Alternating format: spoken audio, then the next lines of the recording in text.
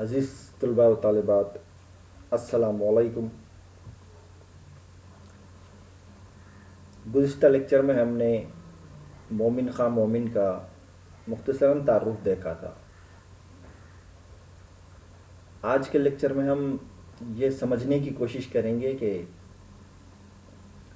مومن کا جو اصل میدان تھا غزل گوئی، اس پر روشنی ڈالیں گے۔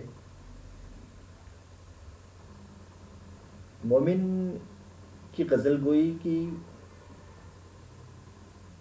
جو خصوصیات تھیں یا ان کے جو غزل گوئی کا معیار تھا، یا انہوں نے جن موضوعات کو اپنی غزلوں میں سمیٹا تھا، اس کو ہم روشنی ڈالنے کی یہاں پہ کوشش کریں گے۔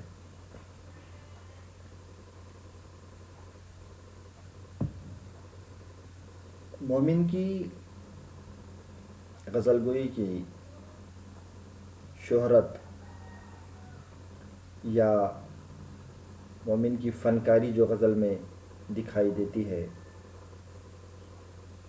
اس کو سمجھنے کے لیے ہم اگر غالب کا یہ قول کا مطالعہ کرتے ہیں کہ مومن اپنے ایک شعر کے بدلے اگر میرا سارا دیوان بھی لے لے تو بھی میں مومن کی اس شعر کی برابری نہیں کر سکتا، یا میرا سارا دیوان مومن کی اس شعر کی برابری نہیں کر سکتا۔ ایسا ایک خیال، ایسا ایک قول مرزا غالب نے پیش کیا تھا۔ وہ شعر یہ تھا کہ تم میرے پاس ہوتے ہو گویا، تم میرے پاس ہوتے ہو گویا، جب کوئی دوسرا نہیں ہوتا۔ اس شعر کے بدلے غالب اپنا پورا دیوان دینے کے لیے مومن کو تیار ہو گئے تھے۔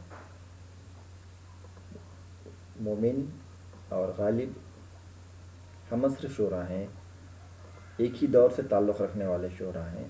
ہم دیکھتے ہیں کہ اس ڈھنگ سے غالب نے مومن کی جو غزل گوئی تھی اس کا اعتراف کیا تھا، یا ان کا جو رتبہ تھا اس کو جانا تھا۔ نیاز فتح پوری جو ایک نامور نقاد گزرے ہیں، انہوں نے فرمایا کہ میر کے سوا اگر تمام کلاسیکی شعراء کے دیوان میرے سامنے رکھ دیے جائیں اور ان میں سے صرف ایک دیوان منتخب کرنے کو کہا جائے تو میں بلا تامل مومن کا دیوان اٹھا لوں گا اور کہوں گا باقی سب لے جاؤ۔ دیکھیے، نیاز فتح پوری ایک بہت بڑے نقاد گزرے ہیں۔ انہوں نے اردو میں تنقید نگاری کی روایت کو بہت ہی اچھے ڈھنگ سے آگے بڑھایا ہے، عروج بخشا ہے۔ تو وہ نیاز فتح پوری کیا کہتے ہیں؟ کلاسیکی شعراء یا کلاسیکی جو شاعری کے دیوان ہیں، ان دیوانوں کو اکٹھا کر لیا جائے تو میر کے علاوہ وہ جس شاعر کے دیوان کو رکھنا پسند کریں گے وہ ہے مومن، اور باقی سب دیوانوں کو واپس لے جانے کے لیے کہیں گے۔ یہ ان کا خود کا قول ہے۔ ان باتوں سے ہم کو اس بات کا اندازہ ہوتا ہے کہ مومن نے جو شاعری کی ہے، مومن نے جو غزل گوئی کی ہے، وہ بہت بلند پایہ غزل گوئی ہے۔ اس میں جو معیار ہے بہت زیادہ اونچا معیار ہے۔ بلا تامل مومن کا دیوان اٹھا لوں گا اور کہوں گا باقی سب لے جاؤ۔ یہ جو الفاظ ہیں ہر ایک کے لیے نہیں کہے جا سکتے۔ تو یہاں پہ ہم دیکھتے ہیں کہ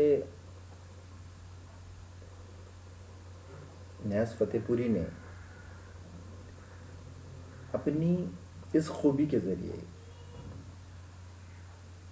نقاد یا تنقید کرنے کے، انہوں نے اس کسوٹی پر یا اپنی تنقید میں انہوں نے جانچا ہے، پرکھا ہے، اس کے بعد وہ اس نتیجے پر پہنچے ہیں کہ کلاسیکی شاعری اگر ہم کو دیکھنی ہے تو میر کے یہاں دیکھنے کو، میر کے علاوہ کہاں دیکھنے کو ملتی ہے؟ مومن کے یہاں دیکھنے کو ملتی ہے۔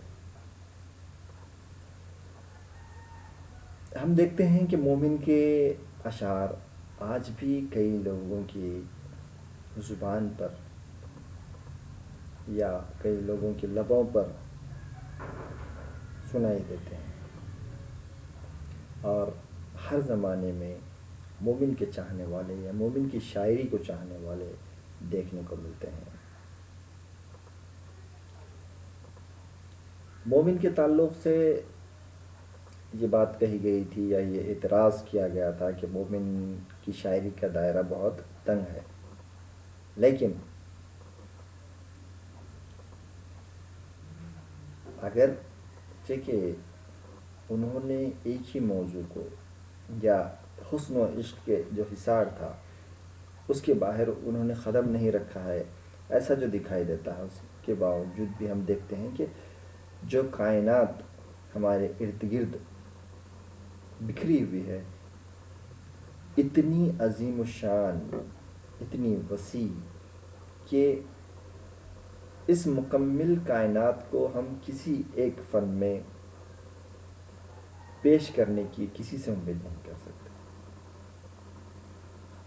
کسی ایک عنوان کے ساتھ و انصاف کے ساتھ اگر کوئی شاعر بات کرتا ہے تو وہ اس کا حق ادا کر رہا ہے۔ اگر ہم یہ امید کریں گے کہ شاعر اپنی شاعری میں ہر ڈھنگ سے، ہر پہلو پر، یا دنیا یا کائنات جو اتنی زیادہ وسیع ہے اس کے ہر موضوع پر اپنے خیال قلمبند کرے یا تحریر کرے، تو یہ اس شاعر کے ساتھ زیادتی ہوگی۔ تو یہاں پر یہ جو مومن کے حسن و عشق کے حصار کی بات کی جاتی ہے، نہیں لگتا کہ یہ بات ٹھیک ہے یا ان کے ساتھ یہ انصافی ہوگی۔ انہوں نے جس ایک ہی موضوع کو چنا یا ایک ہی پہلو کو چنا، لیکن اس کے ساتھ انہوں نے پورے انصاف کے ساتھ کام کیا ہے۔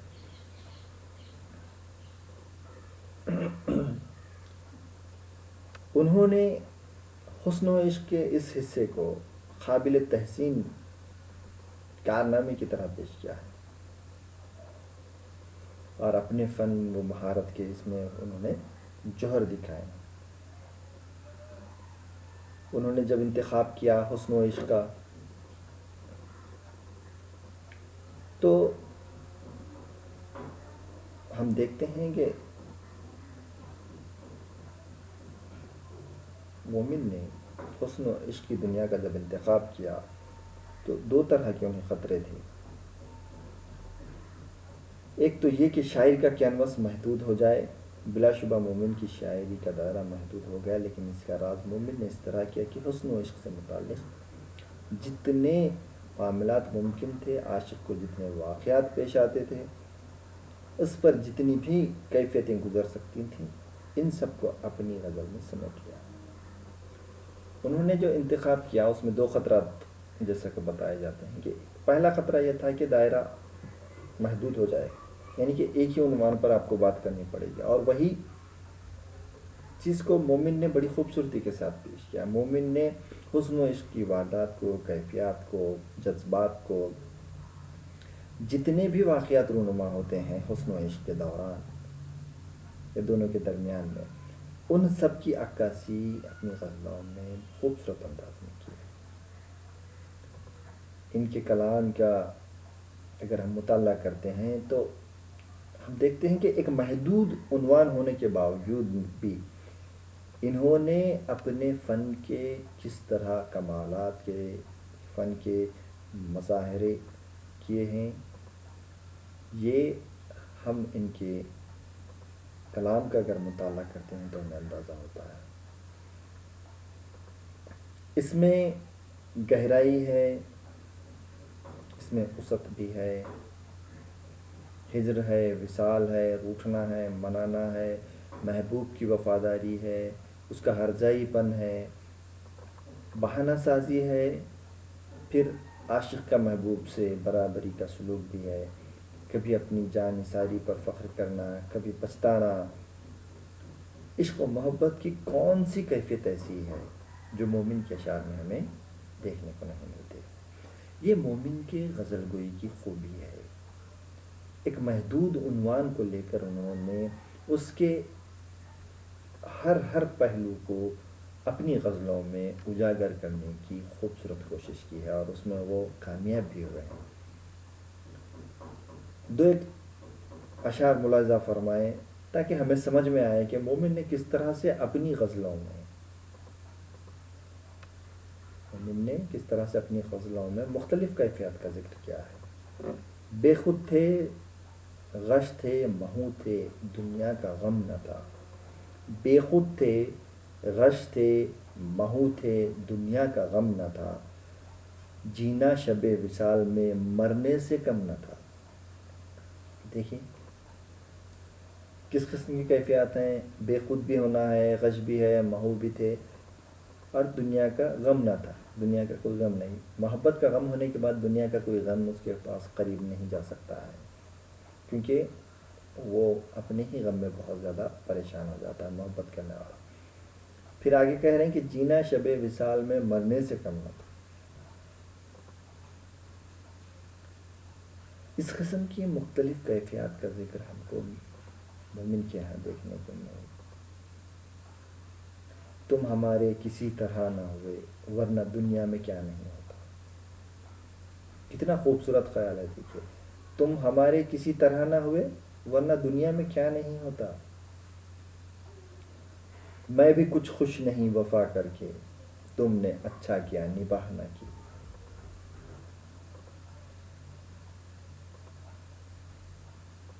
ٹھانی تھی دل میں اب نہ ملیں گے کسی سے ہم. ٹھانی تھی دل میں اب نہ ملیں گے کسی سے ہم، پر کیا کریں کہ ہو گئے لاچار جی سے ہم. دیکھیے، مومن نے اپنے ہر شعر میں ایک مختلف کیفیت کا ذکر کیا ہے اور بہت ہی خوبصورت انداز سے کیا ہے. ان کا یہ جو طریقہ کار ہے، یہ جو انداز ہے عشق و محبت کی مختلف کیفیات کو پیش کرنے کا، بڑا ہی خوبصورت انداز ہے.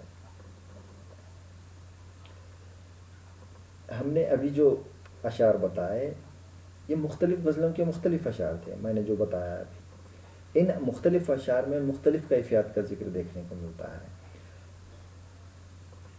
ہم مومن کے ایسی غزلیں بھی دیکھتے ہیں جو کسی ایک کیفیت کو سلسلہ وار ایک ہی غزل میں پیش کرتے دکھائی دیتے ہیں. یعنی کہ مکمل غزل ہے جن میں معاملات مہر و محبت تسلسل کے ساتھ پیش ہوئے. ان کی ایک بہت ہی مشہور غزل ہے، ملاحظہ فرمائیں. وہ جو ہم میں تم میں قرار تھا تمہیں یاد ہو کہ نہ یاد ہو. وہ جو ہم میں تم میں قرار تھا تمہیں یاد ہو کہ نہ یاد ہو. وہی یعنی وعدہ نباہ کا تمہیں یاد ہو کہ نہ یاد ہو. وہ جو لطف مجھ پہ تھے پیشتر وہ کرم کہ تھا میرے حال پر. مجھے سب ہے یاد ذرا ذرا تمہیں یاد ہو کہ نہ یاد ہو. وہ نئے گلے وہ شکایتیں وہ مزے مزے کی حکایتیں. وہ ہر ایک بات پہ روٹھنا تمہیں یاد ہو کہ نہ یاد ہو. ہوئے اتفاق سے گر بہم تو وفا جتانے کو دم بدم. گلے ملامت اقربا تمہیں یاد ہو کہ نہ یاد ہو. کبھی ہم ہیں تم میں بھی چاہتی، کبھی ہم میں تم میں بھی چاہتی، کبھی ہم سے تم سے بھی راہ تھی. کبھی ہم بھی تم بھی تھے آشنا تمہیں یاد ہو کہ نہ یاد ہو. تو یہ ایک غزل ہے جس میں سلسلہ وار مومن نے بڑی ہی خوبصورت انداز میں ایک ہی موضوع کو یا عشق و محبت کی ایک کیفیت کو تسلسل کے ساتھ بیان کیا ہے. اب ان اشعار میں ہم کیا دیکھتے ہیں؟ جو 5 اشعار ایک غزل کے میں نے پیش کیے اس میں مومن نے بتایا ہے کہ